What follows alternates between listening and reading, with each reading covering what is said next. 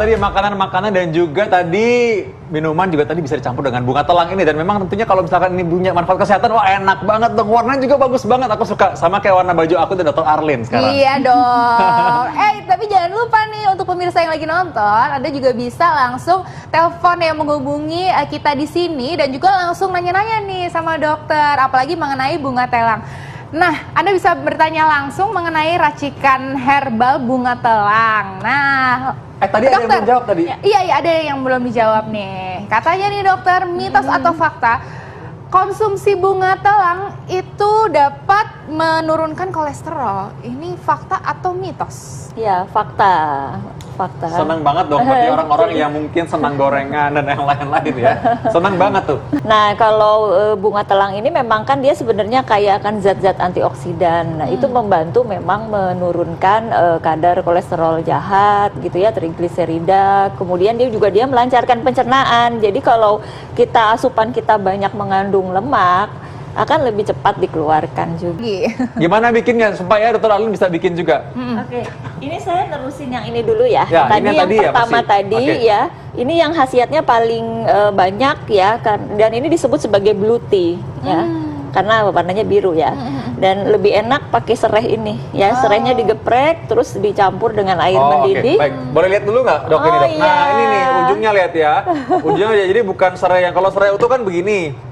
Ya ini sempat digeprek dulu tadi, ya. Supaya ini apa ada rasa, ada aroma serainya juga? Iya, ada aroma serainya juga ya. Dan juga jangan lupa tadi disaring dulu ya. Iya, disaring dulu. Disaring dulu. Nah, bagus juga kita pakai jeruk nipis ya, perasan jeruk nipis. Nanti kita lihat ada perubahan ya, coba deh. Oke, baik. Ini jadi dicampur jeruk nipis, boleh campur air nggak? Campur es gitu boleh berarti ya? Boleh. Jadi di India tuh biasa buat minuman penyegar. Kalau habis makan atau habis panas-panasan, lihat ada perubahan warna. Oh iya, ya. Jadi yang tadinya biru jadi ungu ya. Wow. Ya, jadi ada perubahan pH, dia akan berubah dari jadi biru agak jadi sedikit ungu. lebih asam ya. Oke, nah ini kan untuk gula darah. Betul kita mau coba. Kolesterol, kemudian anti-aging juga. Oh, ini juga bisa untuk gula darah, kolesterol, anti-aging juga. Iya. Nah, untuk yang jahe gimana nih dokter? Tadi kan dokter juga sempat ini nih ngobrolin tentang jahe. Kalau dengan jahe itu sebenarnya sama ya. Caranya cuma kita pakai selain rendeman bunga telang, kita berikan jahe bubuk ya. Bubuk. Si bunganya berapa nih, Dok? Sama, bunganya sekitar 10 sampai 15. Ya, direndam, kemudian dicampur dengan jahe. Jahenya sekitar kalau kita pakai jahe kering 2 sendok teh. 2 sendok teh. Oke. Nah, ini fungsinya buat apa nih, dokter? Fungsinya ini buat batuk bisa, buat gangguan pencernaan bisa. Gangguan pencernaan. Oke. Tadi ini ada telepon kayaknya nih barusan nih. Coba. Ada telepon? Ya. Nah, sambil nunggu telepon nih, ini tadi sebenarnya kalau misalkan kita campur dengan jahe dan lain-lain itu untuk pencernaan, tadi gangguan pencernaan kayak macam apa? Kembung tadi, lalu bukan mencret dan lain-lain ya? Kalau buang air bukan ya? Oke, ini baik buat kembung, mual, juga untuk kalau orang misalkan sakit mah atau sampai GERD gitu, gimana dokter?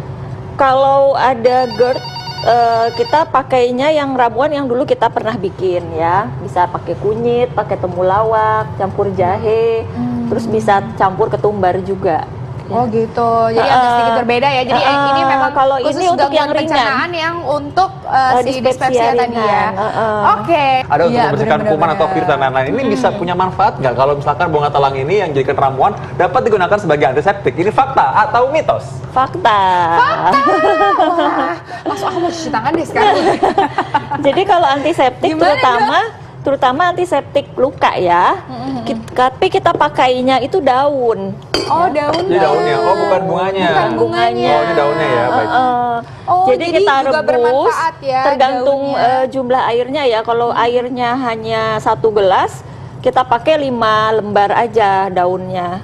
Tapi kan ini airnya banyak, jadi kita pakai ya tergantung ini kira-kira ada 4 gelas, maka kita pakai 20 lembar lah kira-kira. Tapi lebih dikit juga nggak apa-apa. Ini cara pakainya gimana dok? Apakah mungkin disemprot juga atau gimana dok? Dicuci aja. Oh cuci dengan itu. Cuci.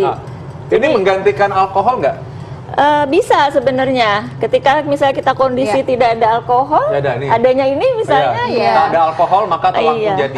Iya, betul. Ternyata banyak sekali ya dok manfaatnya dan ini tadi si daunnya ini untuk kalau di satu cangkir takarannya itu cukup Cukup 5 5. helai ya dok Iya. ya. Nanyain kalau misalnya racikan bunga telang ini apa bisa untuk para penyintas stroke? Nah, bisa atau tidak dokter? Bisa. Karena Bisa, dia ya? juga sifatnya memang melancarkan aliran darah ya, termasuk aliran darah ke otak.